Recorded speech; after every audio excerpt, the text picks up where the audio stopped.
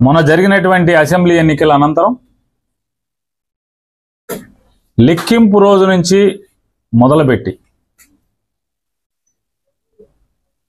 అధికార మదంతో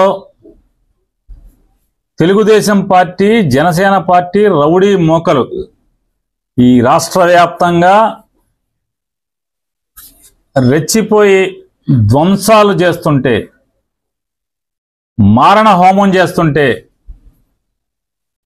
ఏ నియోజకవర్గానికి ఆ నియోజకవర్గం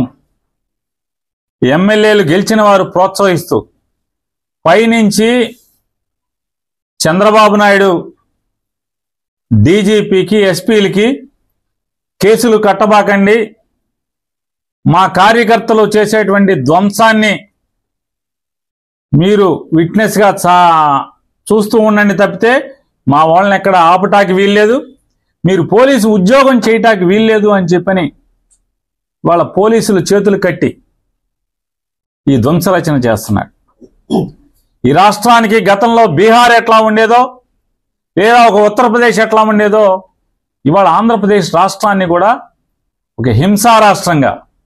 హింసారాజ్యంగా ఆయన తయారు చేస్తున్నటువంటి తండ్రి కొడుకు ఇద్దరు కలిసి చేస్తున్నటువంటి పరిస్థితులు వాళ్ళు ఎంత అంటే పోలీసులు అంటే కాపాడవలసినటువంటి అరాచక శక్తుల్ని, రౌడీ మోకల్ని, రౌడీల్ని అరికట్టాల్సినటువంటి పోలీసులు కనీసం దారుణంగా గ్రామాల్లో, పట్టణాల్లో